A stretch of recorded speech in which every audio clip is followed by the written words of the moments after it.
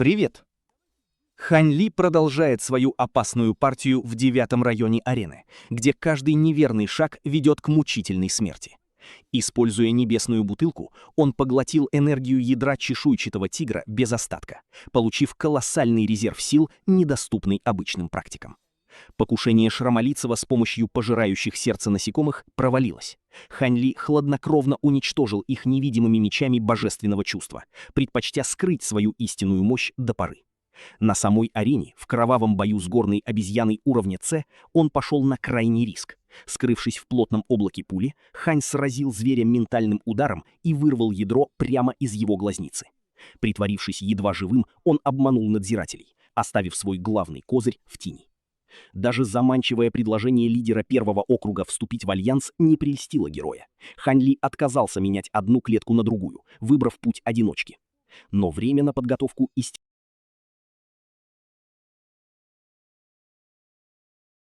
Глава 871. Битва.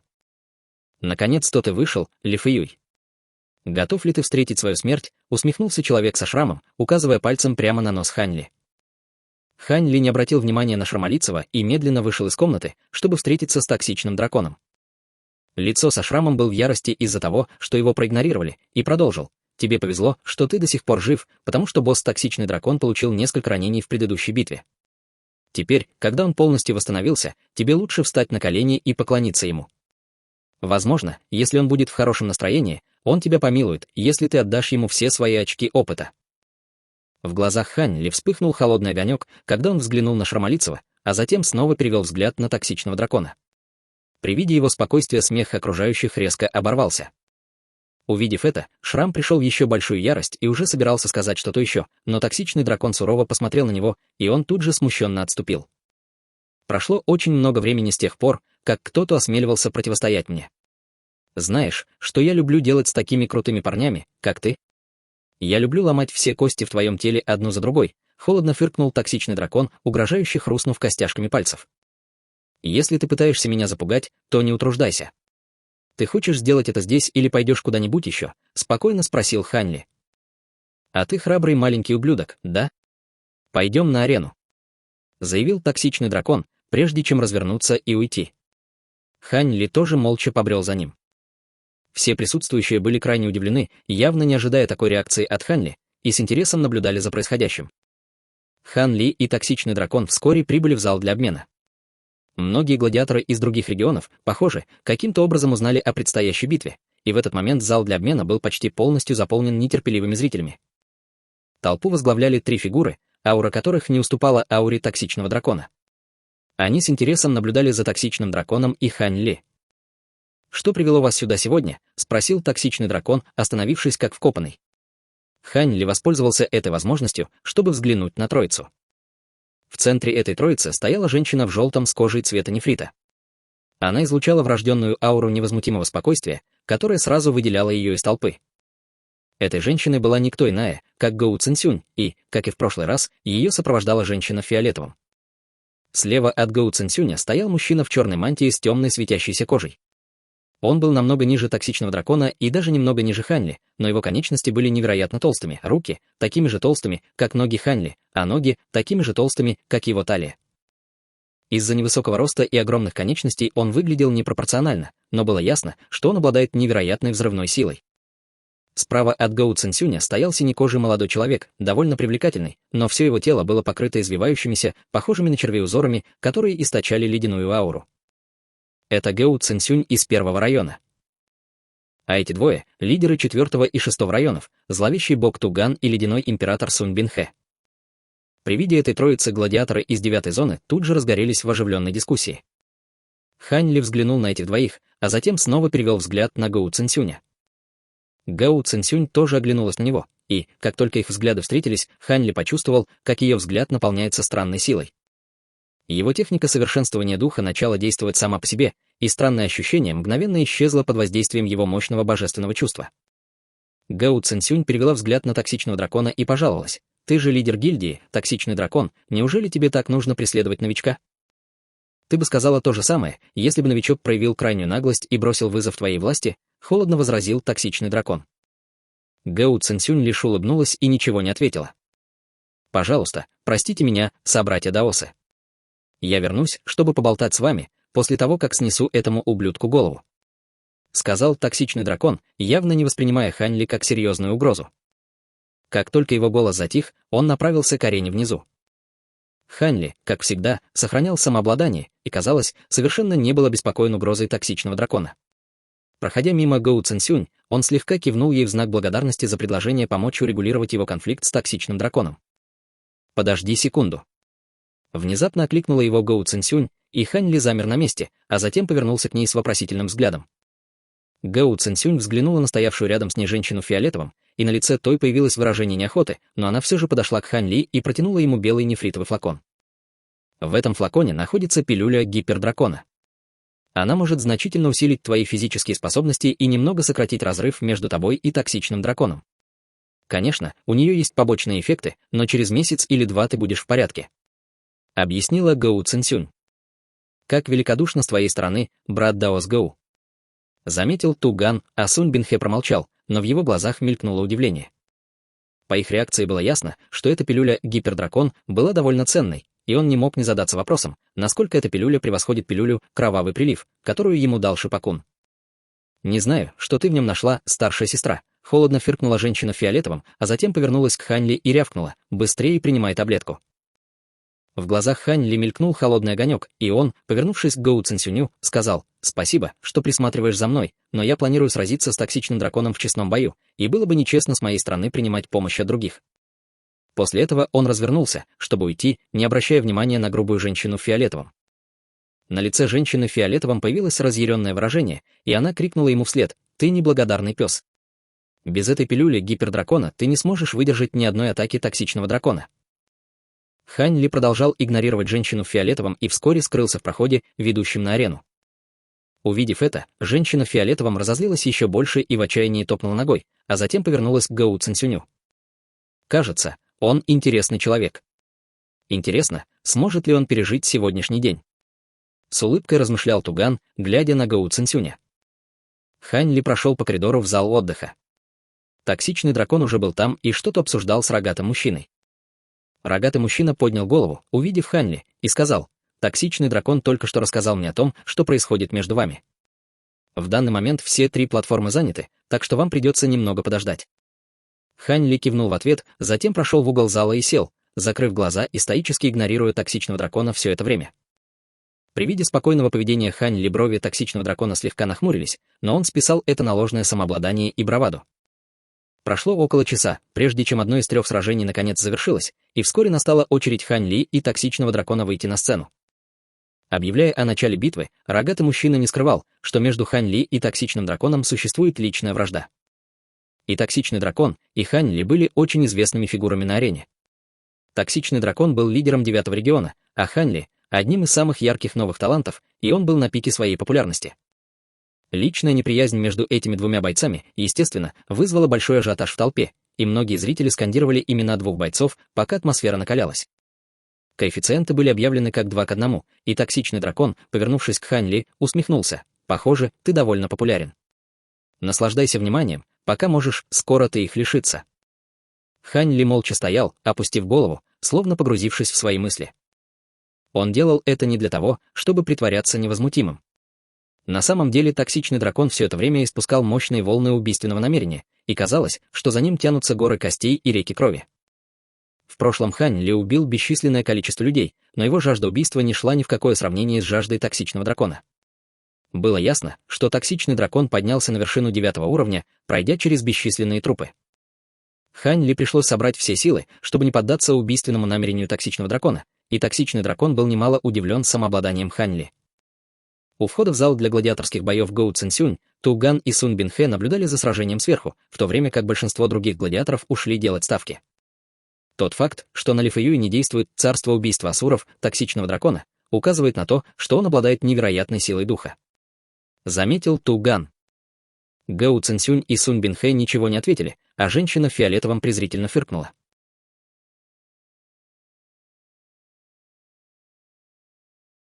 Глава 872. Ставка. «Что ты думаешь об этом поединке, брат Даос Гоу?» — с улыбкой спросил Туган, повернувшись к Гоу Цинсюню. На бумаге у токсичного дракона, естественно, значительное преимущество, но в битве много потенциально разрушительных факторов, так что у Ли Фэюя есть шанс. Ответила Гэу Цинасюнь. Похоже, ты думаешь, что Ли Фэюй устроит скандал. Сказал Туган, и улыбка на его лице стала еще шире. Гэу Цинсюнь ничего не ответил. У тебя всегда был наметанный глаз, особенно когда дело касалось предсказания исхода сражений, но в этот раз я вынужден не согласиться с твоим мнением. Как насчет того, чтобы поспорить, предложил Туган. На что бы ты хотел поставить, брат Даосту? Спросила Гоу Цинсюнь. Услышав это, женщина в фиолетовом недоверчиво посмотрела на него, да и все остальные были заинтригованы. Несколько лет назад я случайно получил панцирь черной чешуйчатой черепахи уровня B. Вас это интересует, брат Даос Гоу? Спросил Туган. Похоже, ты подготовился, брат Лу. Панцирь черной чешуйчатой черепахи уровня B — довольно редкое сокровище, и как раз то, что я сейчас ищу. Что ты хочешь получить взамен? Спросила Гоу Цинсюнь. Я слышал, что у тебя есть кусочек нефрита кровавого феникса. Ты уже использовала его? Спросил Туган. Я как раз гадала, почему ты вдруг решил прийти и посмотреть на это сражение. Ты здесь только потому, что тебя интересует мой нефрит кровавого феникса. Усмехнулась Гэу Цинсюнь. Тебе повезло, он все еще у меня. Услышав это, Туган сразу же оживился и спросил, значит, мы сами делаем ставку? Конечно, почему бы и нет, спокойно ответила Гоу Цинсюнь, кивнув. Значит, решено, заявил Туган с воодушевлением на лице. Это действительно хорошая идея, старшая сестра, спросила женщина в фиолетовом. Гэу Цинсюнь лишь улыбнулась в ответ. По какой-то причине Тугана охватило чувство тревоги при виде улыбки Гу Цинсюня, но пари уже было заключено, так что передумывать было поздно. В любом случае, токсичный дракон был гораздо более сильным и опытным гладиатором, чем Ли Фэюй, так что шансы были явно не в его пользу. «Не хотели бы вы тоже принять участие в этом пари, брат Дао Сунь?» — спросил Туган. «Вовсе нет», — ответил Сунь Бинхэ таким же холодным голосом, как и его аура. Тугана не смутил холодный ответ Сунь Бинхэ, и он снова переключил внимание на арену, где Хань Ли внимательно наблюдал за токсичным драконом, совершенно не подозревая о только что заключенном пари. Токсичный дракон скрестил руки на груди и смотрел на Хань Ли так, словно видел перед собой мертвеца. Как только рогатый мужчина объявил о начале битвы, Хань Ли молнией метнулся к токсичному дракону и в мгновение ока нанес ему удар в бок. Учитывая, что он был намного слабее токсичного дракона, ему нужно было перехватить инициативу, если он хотел получить хоть какой-то шанс на победу. В ответ на атаку Хань Ли токсичный дракон просто раскинул руки, и воздух вокруг него мгновенно исказился, когда из его тела вырвалась мощная аура. Аура была пронизана его огромным намерением убивать, образуя волну давления, которая со всех сторон надвигалась на Хань Ли. Кулак Хань Ли даже не успел коснуться токсичного дракона, как тот замер на месте. Хань Ли почувствовал себя так, словно ему нанесли сильный удар по голове, и невольно отступил на несколько шагов. На лице токсичного дракона появилась холодная усмешка, и внезапно раздался оглушительный грохот. На платформе образовался гигантский кратер, а во все стороны полетели бесчисленные обломки. Токсичный дракон исчез в мгновение ока, а в следующую секунду перед Хань Ли появилась длинная черная нога, которая замахнулась на него. Раздался резкий визг, пространство перед ногой исказилось, и удар пришелся прямо в голову Хань Ли. Еще до того, как удар был нанесен, кожа Хань Ли уже была разорвана свирепым ветром, который он вызвал. В этой битве не на жизнь, а на смерть Хань Ли не стал сдерживаться и с самого начала задействовал все 43 свои глубокие акупунктурные точки. 7 глубоких акупунктурных точек на его ногах светились особенно ярко, когда он опускал ноги на землю. Раздался оглушительный грохот, и под его ногами тоже образовалась огромная воронка. Он быстро отступил, чтобы избежать удара токсичного дракона. При виде этого в глазах токсичного дракона мелькнуло удивление, но в следующее мгновение земля снова содрогнулась, и он черной тенью метнулся за Хань Ли. Они были примерно равны по скорости, и в более открытой местности Хань Ли смог бы сбежать, но на боевой платформе ему некуда было бежать. Токсичный дракон издал низкий рев, резко увеличившись в размерах, и на его теле появилась 71 глубокая акупунктурная, большинство из которых сосредоточились в области туловища и правой ноги. Только на правой ноге у него было от 30 до 40 глубоких акупунктурных точек, и он выпустил 7 или 8 проекций ног, которые одновременно обрушились на Хань Ли. В воздухе раздался оглушительный грохот, и вся платформа слегка задрожала от могучего удара токсичного дракона. Хань Ли оставался невозмутимым, пока летал туда-сюда, как лист на ветру, и каким-то образом ему удавалось уклоняться от всех приближающихся ударов, к большому удивлению токсичного дракона. На лице Гоу Цинсюнь тоже появилось удивление, и она пробормотала себе под нос: что это за техника передвижения? Он уже открыл 43 глубокие акупунктурные точки. Это больше, чем я слышал. Может быть, он принял, что то, чтобы сверхстимулировать свой скрытый потенциал в обмен на краткосрочную выгоду, задумался Туган. Несмотря на то, что Хань Ли смог уклониться от атаки токсичного дракона, используя свое искусство вознесения в форме крыла, он все равно почувствовал ударную волну от ужасающей атаки токсичного дракона, из-за чего его лицо слегка побледнело. Он слегка прищурился и вместо того, чтобы уклониться, направил средний и указательный пальцы правой руки прямо в сердце токсичного дракона. Его пальцы светились белым, как чистый нефрит, и пронзали воздух с невероятной силой. В ответ токсичный дракон поднял руку и ударил Хань Ли по плечу. Несмотря на то, что он не задействовал ни одной глубокой акупунктурной точки на руке, это была чрезвычайно мощная атака, и если бы она попала в цель, рука Хань Ли, скорее всего, была бы полностью раздроблена. Однако в этот самый момент Хань Ли внезапно изменил направление своей атаки и вонзил пальцы в дантянь токсичного дракона. У токсичного дракона не было времени среагировать на эту внезапную перемену, и все, что он мог сделать, это вызвать свою истинную экстремальную пленку. Раздался громкий рвущийся звук, и пальцы Хань Ли смогли проткнуть истинную экстремальную пленку на пути к дантяню токсичного дракона. Увидев это, токсичный дракон наконец слегка изменил выражение лица и ударил правой ногой по земле, отчего вся платформа сильно задрожала. Сила, с которой он ударил по платформе, непроизвольно подбросила Хань Ли вверх, и в результате его пальцы не смогли попасть в цель. В глазах Хань Ли мелькнуло разочарование. Он выложился по полной в этой первой серии ударов, но все его атаки были с легкостью отражены токсичным драконом. Он уже понимал, что между ними существует значительная разница в силе, но ситуация оказалась еще хуже, чем он ожидал. Подняв Хань Ли в воздух, токсичный дракон нанес ему сокрушительный удар ногой, от которого воздух задрожал и взорвался. Хань Ли все еще находился в воздухе, из-за чего не мог менять направление или уклоняться, поэтому он вложил всю свою силу в ответный удар. Раздался оглушительный грохот, и Хань Ли почувствовал острую боль в руках. Его отбросило в сторону, как тряпичную куклу, и он тяжело рухнул на землю, образовав еще один огромный кратер. Туган был в восторге от увиденного и довольно хмыкнул. «Похоже, я выиграл».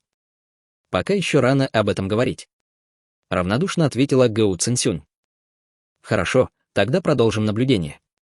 Я хочу посмотреть, как он сможет все изменить», — сказал Туган. Внутри воронки в земле Хань Ли почувствовал сильное головокружение. Его рот и нос были залиты кровью, а руки словно разорвали в клочья. Он энергично потряс головой, чтобы избавиться от головокружения, затем выскочил из кратера, но, как только он поднял голову, его встретил еще один мощный удар токсичного дракона, на этот раз направленный ему в грудь. Однако на этот раз, твердо стоя на ногах, он смог отступить, используя искусство вознесения в форме крыла, и едва увернулся от удара. На лице токсичного дракона появилась холодная усмешка, он снова развернулся и, словно копьем, ткнул правой ногой в грудь Хань Ли. Все глубинные акупунктурные точки на его правой ноге ярко светились, и каждая из них излучала огромную силу. В этот момент Хань Ли оказался загнан в угол, и в его глазах мелькнул холодный огонек. Он приготовился в последний раз пустить в ход свой меч божественного чувства. Однако в этот самый момент в его глазах внезапно вспыхнул странный огонек, и он начал отходить в сторону, размахивая рукой.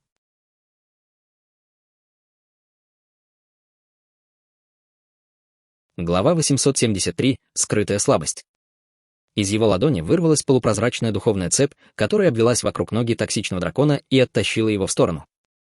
Затем кончик цепочки пронзил его истинную экстремальную пленку и вонзился в определенное место на ноге. Правая нога токсичного дракона мгновенно напряглась, но цепь божественного чувства отклонила ее в сторону, заставив дракона ударить мимо тела Хань Ли. Раздался оглушительный грохот, когда он с силой врезался в землю, а Хань Ли отпрыгнул назад на расстоянии более 30 метров с ярким блеском в глазах. Все были ошеломлены этим внезапным и неожиданным поворотом, и в зале мгновенно воцарилась тишина. «Что только что произошло?» — недоверчиво воскликнул Туган, а на лице Сун Бинхэ появилось ошеломленное выражение. В этот момент Чэнь Линь наблюдал за битвой, стоя позади Гоу Цинсюня. В его глазах мелькнуло понимание, когда он вспомнил, что Гоу Цинсюнь сказал ему ранее. Что касается самой Гоу Цинсюнь, то на ее лице играла легкая улыбка, и казалось, что она уже предвидела такой исход. На платформе токсичный дракон довольно сильно ударился при падении, но остался невредим. Он ударил ладонью по земле и вскочил на ноги. Затем он повернулся к Хань Ли с яростным выражением лица, но в его глазах читалось что-то странное. В следующее мгновение под его ногами с оглушительным грохотом образовалась огромная воронка, и он снова исчез, а затем появился рядом с Хань Ли и ударил его правой ногой в живот, словно гигантским тесаком. Хань Ли уклонился в сторону, выпустив еще одну божественную цепь из ладони. Она молнией обвелась вокруг ноги токсичного дракона и вонзилась в то же место на его ноге, а именно в определенную глубокую акупунктурную точку. Как только цепочка проникла в эту глубокую акупунктурную точку, исходящий от нее звездный свет начал беспорядочно мигать, а истинная экстремальная пленка вокруг нее стала намного тоньше, чем раньше. Правая нога токсичного дракона снова онемела, и он во второй раз рухнул на землю. На лице Хань Ли появилась слабая улыбка, когда цепочка божественного чувства исчезла с его ладони. Все это время зрители в изумлении наблюдали за происходящим. Всего мгновение назад токсичный дракон доминировал в битве, но с его точки зрения ситуация резко изменилась в худшую сторону. Цепь божественного чувства Хань Ли была почти полностью прозрачной и двигалась с невероятной скоростью, поэтому никто не успел разглядеть ничего, кроме размытой белой тени, вырвавшейся из руки Хань Ли. Не успели они опомниться, как токсичный дракон рухнул в очередной раз. За пределами обменного зала. «Ты ведь все знала, не так ли?» — спросил Туган, повернувшись к Гоу Цинсюню с мрачным выражением лица. «Что ты об этом думаешь?» — спросила Гоу Цинсюнь с легкой улыбкой. «У тебя гораздо более зоркий глаз, чем у меня, брат Даос Гоу. Я пришлю кого-нибудь, чтобы он передал тебе панцирь черной чешуйчатой черепахи». Холодно хмыкнул Туган и развернулся, чтобы уйти. Вскоре за ним последовал Сунь Бинхэ. Почему они ушли? Похоже, Ли Фэюй одержал верх, но токсичный дракон не получил серьезных ранений, так что исход еще не ясен. Воскликнула женщина в фиолетовом. «Все уже кончено», — безразличным тоном заявил Гоу Цинсюнь. На лице женщины в фиолетовом появилось недоумение. «Вот почему я всегда говорю тебе, чтобы ты была скромнее, Яали.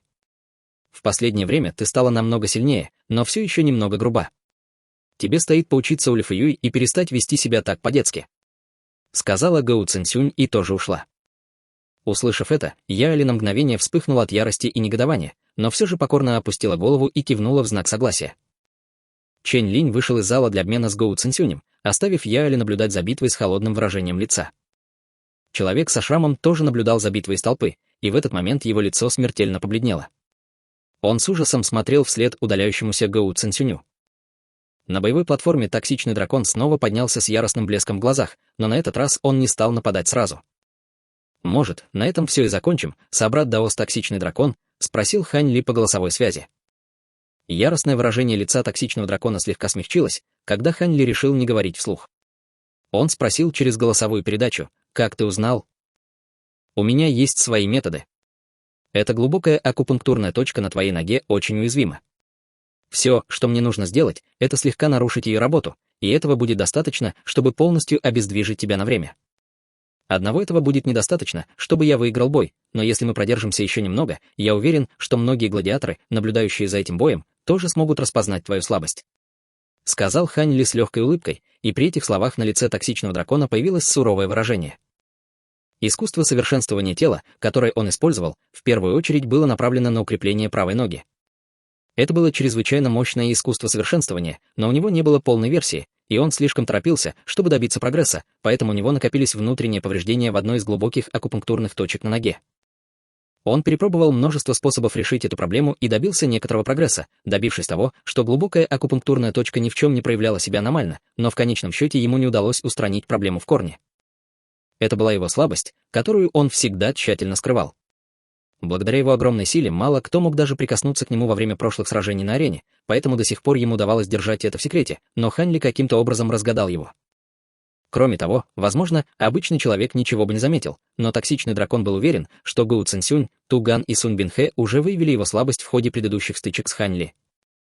Как и сказал Хань Ли, если битва продолжится, все больше и больше людей будут узнавать о его слабости, и это может стать серьезной проблемой. Поэтому он не знал, что делать. На самом деле Хань Ли смог обнаружить эту уязвимую точку в глубокой акупунктуре токсичного дракона только благодаря невероятному везению.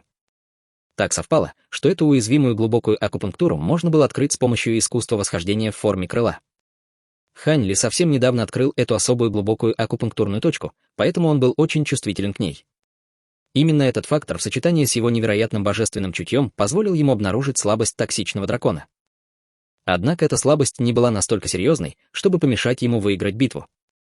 Если бы токсичный дракон отбросил все запреты и продолжил преследовать Хань Ли любой ценой, он, скорее всего, все равно вышел бы победителем. Помня об этом, Хань Ли сказал: «Я знаю, как помочь тебе исцелить эту глубокую акупунктурную точку». Услышав это, токсичный дракон тут же просиял и поспешно спросил: это правда?» Он был так взволнован, что забыл задать свой вопрос по голосовой связи, и даже его голос слегка дрожал, когда он говорил. В настоящее время я использую технику совершенствования тела, которая также направлена на укрепление ног. Иначе я бы не смог выявить твою слабость. Сказал Хань Ли.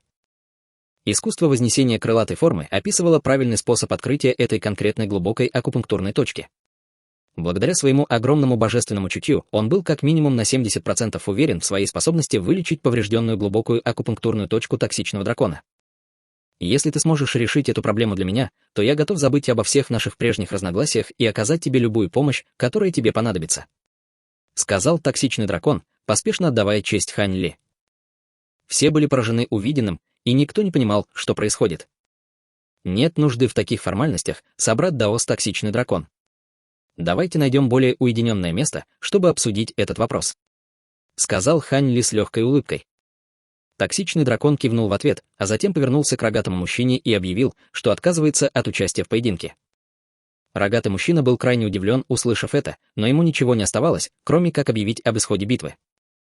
Токсичный дракон не обратил внимания на недовольных зрителей, когда они с Хань Ли покидали боевую арену. Они быстро вернулись в 9-ю зону. Они подошли к комнате токсичного дракона, и тот приложил руку к каменной двери. Из щелей вокруг двери вырвался белый свет, и она медленно открылась. Войдя в комнату, Хань Ли обнаружил, что комната токсичного дракона намного больше, чем их с Чэнь Линем, и обставлена она гораздо лучше. «Пожалуйста, присаживайтесь, брат Даосли», — сказал токсичный дракон, приглашающим жестом указывая на стул. Как только они оба сели за каменный стол, токсичный дракон сразу перешел к делу. «Эта проблема мучает меня уже много лет. Неужели у тебя действительно есть способ ее решить, брат Даосли?» Внутреннее повреждение, которое ты получил в этой глубокой акупунктурной точке, это не просто результат твоего чрезмерного рвения в стремлении к прогрессу. Если я не ошибаюсь, это так же, как то связано с используемым тобой искусством совершенствования. Сказал Хань Ли. Я не хочу тебя упрекать, но я не верю, что это так. Нерешительно ответил токсичный дракон. Искусство совершенствования, которое я использую, не является особо продвинутым или глубоким, но это законное искусство совершенствования, так что в нем точно нет ничего плохого. Все в порядке. Мне не нужно, чтобы ты давал мне искусство совершенствования, мне просто нужно, чтобы ты рассказал мне о методе, описанном в искусстве совершенствования для открытия этой конкретной глубокой акупунктурной точки. Сказал Хань Ли. Токсичный дракон с готовностью согласился и даже рассказал Хань Ли о некоторых скрытых тонкостях искусства совершенствования. Все так, как я и ожидал.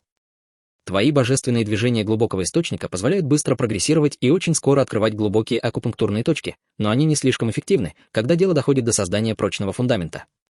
Я уверен, что ты уже заметил эту проблему и намеренно замедлил свой прогресс, чтобы ограничить пагубное воздействие одной глубокой акупунктурной точки. В противном случае у тебя сейчас было бы еще больше проблем. Сказал Хань Ли. Услышав это, токсичный дракон слегка изменился в лице и еще раз почтительно поклонился Хань Ли, сказав: «Вы попали в самую точку, брат Даосли. Если вы поможете мне решить эту проблему, я обязательно отплачу вам. Помощь тебе обойдется мне довольно дорого», — сказал Хань Ли, изображая нерешительность. «Говори, какое условие ты выдвигаешь, брат Даосли? Если это в моих силах, я обязательно тебе помогу», — пообещал токсичный дракон.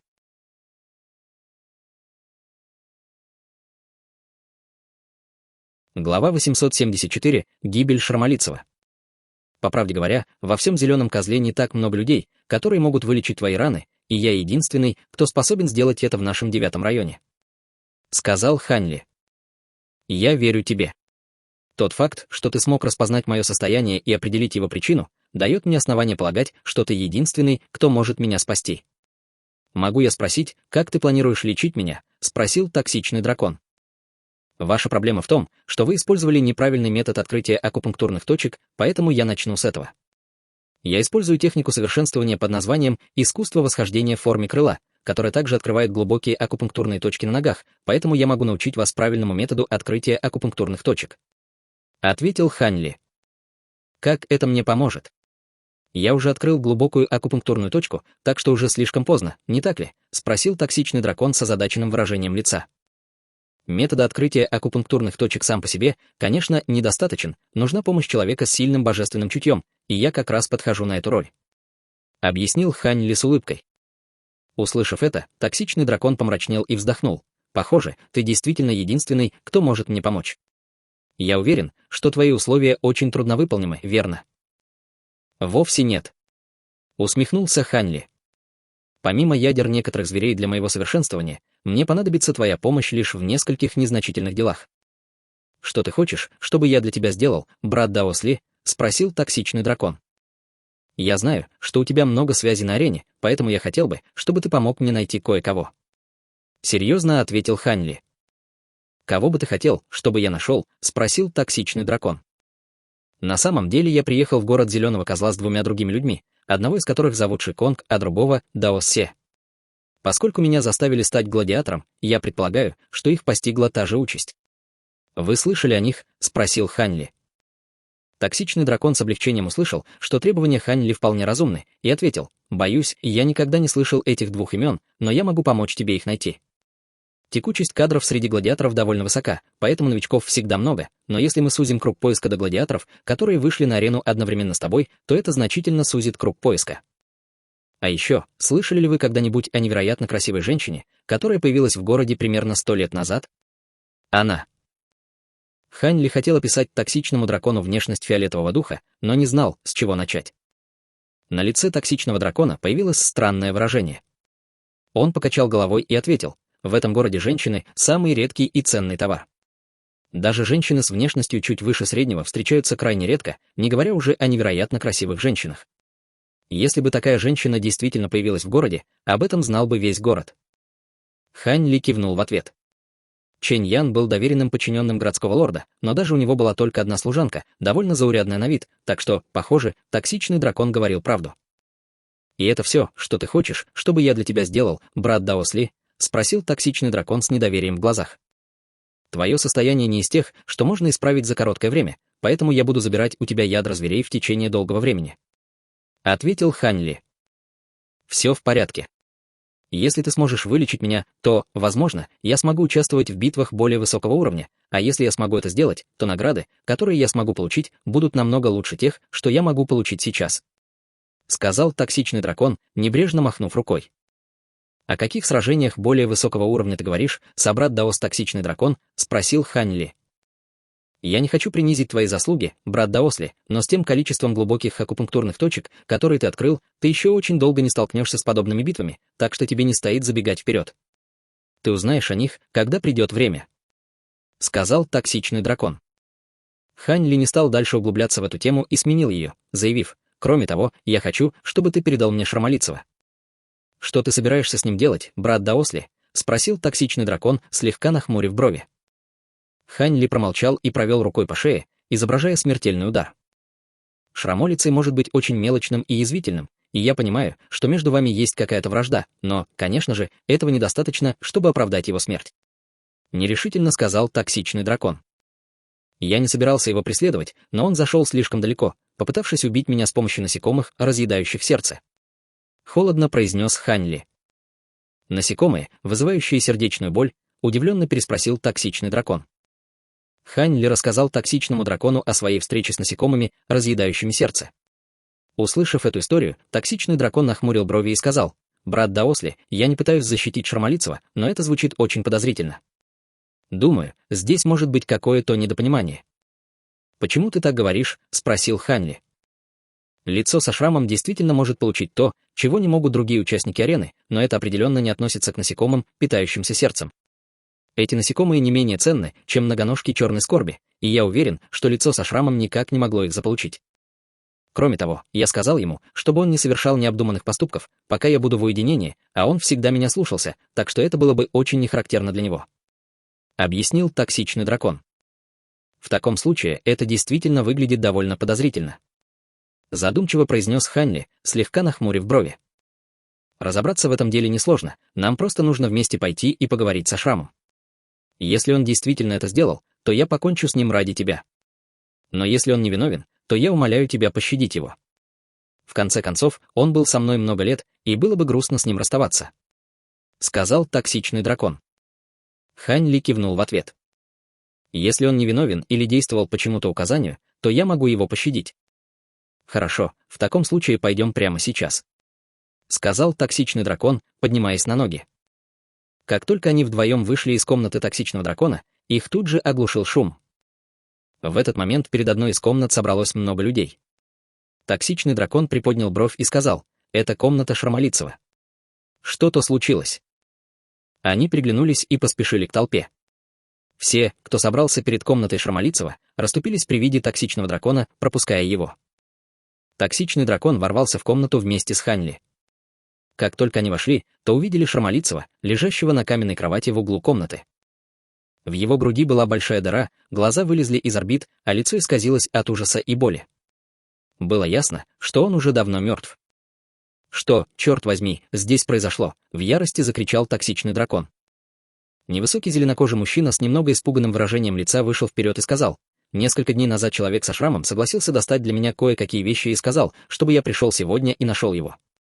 Но когда я пришел, его дверь была закрыта, и он не ответил на мой стук. Поэтому я решил войти и вот что увидел».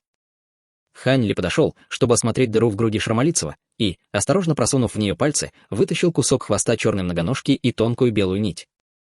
«Это черная многоножка и насекомые, разъедающие сердце», — воскликнул кто-то, и все поспешно попятились назад с ужасом на лицах. Затем Ханли повернулся и увидел открытую костяную шкатулку рядом с рукой Шрамолицева. Он поднял шкатулку и внимательно ее осмотрел. Токсичный дракон тоже присмотрелся и заявил: «Похоже, эта шкатулка сделана из носовой кости зверя, пожирающего насекомых. Это существо способно всасывать насекомых, разъедающих сердце, в свой хобот, а затем расплавлять их с помощью носовой слизи. Поэтому его носовая кость может удерживать насекомых, разъедающих сердце, и часто используется для изготовления контейнеров для таких насекомых. Он что, сумасшедший? Должно быть, он хочет умереть, раз держит в своей комнате насекомых, вызывающих разъедание сердца», — воскликнул кто-то. «Какой идиот!» — усмехнулся другой гладиатор. «Кто теперь отдаст мне кости зверя с мечевидным шипом, раз он мертв?» Я отдал ему 3 ядра зверя пола в обмен на это, внезапно заныл мускулистый мужчина с серой кожей. В этот самый момент на место происшествия прибыла группа облаченных в доспехи стражников с арены, которые насильно выдворили всех гладиаторов из комнаты Шрамолицева. Начальник стражи быстро осмотрел тело Шрама, а затем объявил, что эта каменная комната пока будет закрыта, и приказал своим подчиненным унести тело Шрама. Увидев это, все с удивлением посмотрели на токсичного дракона. Тот обменялся взглядом с Ханли, после чего они оба вернулись в комнату первого. Только тогда гладиаторы из 9-й зоны поняли, что эти двое необъяснимым образом сблизились, хотя еще недавно готовы были вцепиться друг другу в глотку. Вернувшись в свою комнату, токсичный дракон спросил: «Что ты обо всем этом думаешь, брат Даосли?»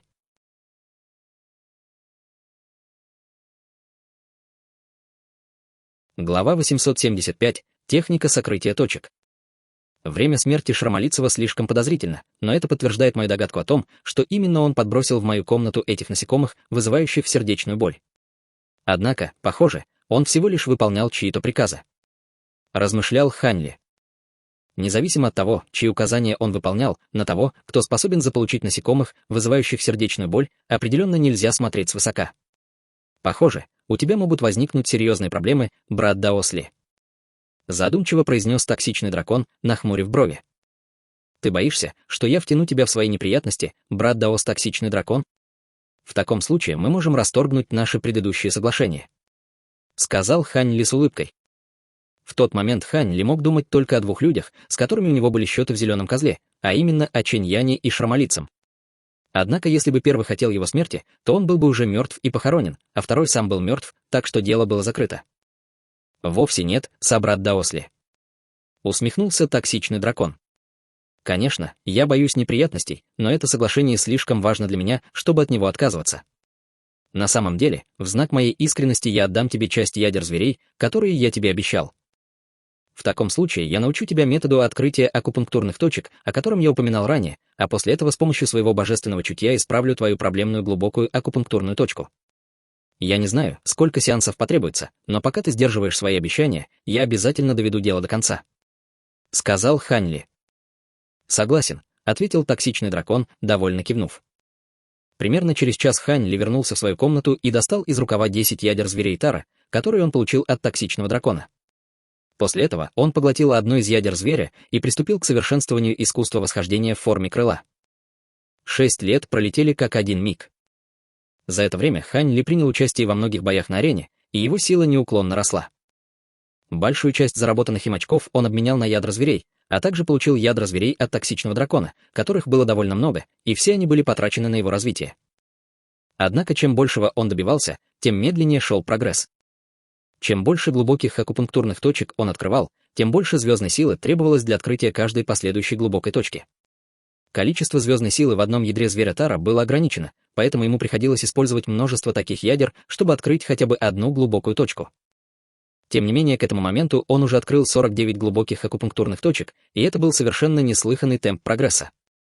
Хотя его стремительный прогресс был хорошим знаком, он также вызывал беспокойство. В конце концов, если бы кто-то узнал, насколько быстро он совершенствует свое тело, это, несомненно, обернулось бы для него катастрофой. По счастливому стечению обстоятельств, примерно 2 года назад Хань Ли только что закончил сражение и в изнеможении вернулся в свою комнату, где обнаружил, что его небесная звездная оболочка разрушена. Однако в его комнате ничего не переставили и ничего не пропало. Единственное, что изменилось, в углу комнаты появилась кость ноги неизвестного чешуйчатого зверя. На кости зверя был выгравирован отрывок текста, и это было поистине благословением небес. В отрывке текста содержалась секретная техника, которая учила использовать звездную силу для закрытия глубоких акупунктурных точек. Надписи выглядели совсем свежими, а почерк был немного небрежным, что указывало на то, что тот, кто их сделал, торопился. В конце отрывка были 2 слова «уничтожить немедленно». Хань Ли без колебаний последовал инструкции, запомнив секретную технику, измельчил кость в порошок. Было непонятно, кто оставил эту звериную кость в его комнате, но Хань Ли был уверен, что это сделал Дао Се.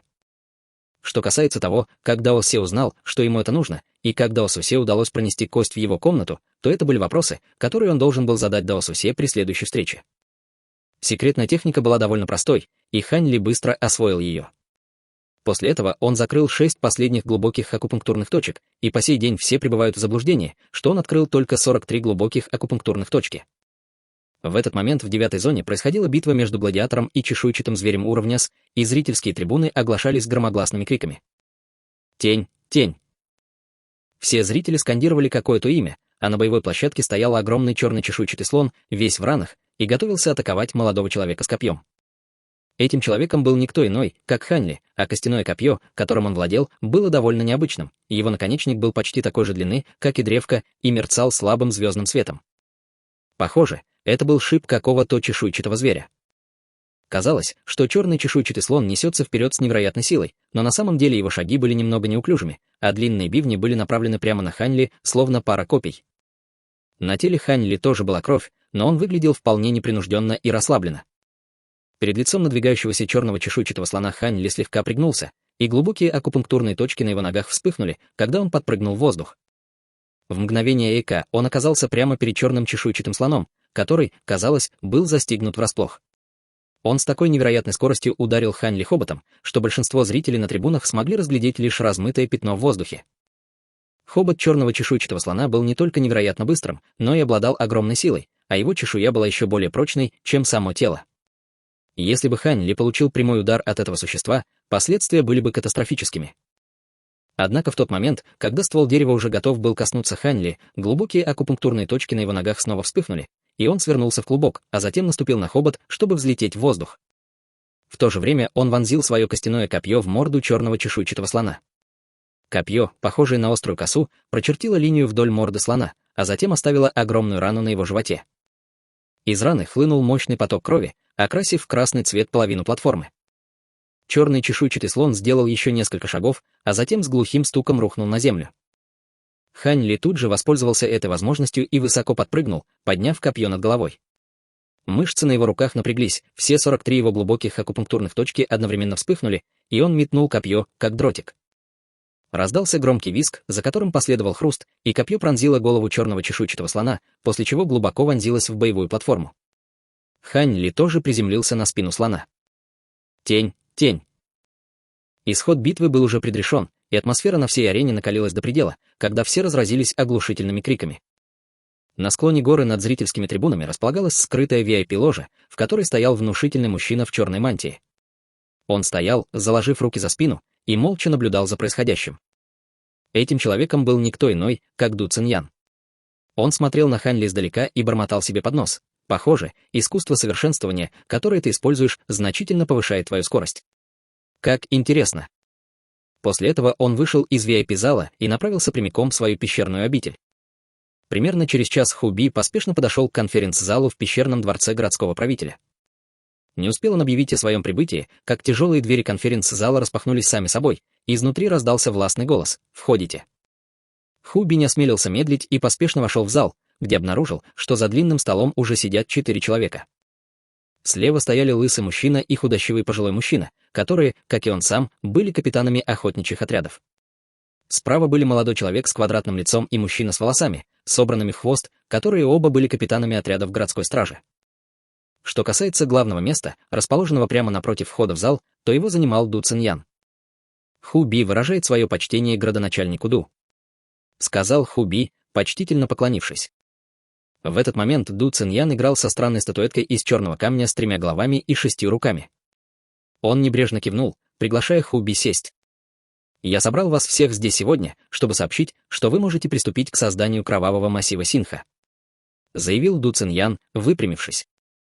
Услышав это, все слегка изменились в лице, казалось, обрадовались, поспешно ответив в уважительной манере: «Да, господин Ду».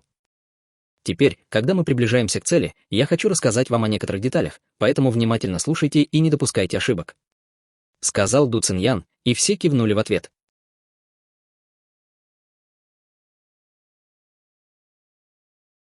Друзья, эти главы — смертельная игра разумов. Хань Ли доказал, что хирургическая точность важнее грубой силы, одолев токсичного дракона одним ментальным ударом и превратив поверженного врага в ценного союзника. Пытаясь найти заказчика своего несостоявшегося убийства, герой столкнулся с пугающей мощью невидимого кукловода, который убрал исполнителя прямо в запертой комнате, не оставив следов. За 6 лет упорных тренировок Хань Ли открыл рекордные 49 точек, искусно скрывая часть своей мощи, но даже этой маскировки не хватило, чтобы обмануть проницательного лорда Ду Циньяна. Теперь, когда правитель активировал зловещий кровавый массив Синха, становится ясно: гладиаторская арена — это лишь ферма, а мастера с открытыми точками — идеальные жертвы для грандиозного жертвоприношения. Хань Ли накопил силы, но оказался в эпицентре ловушки, масштаб которой превосходит любые его ожидания. Готовлю продолжение.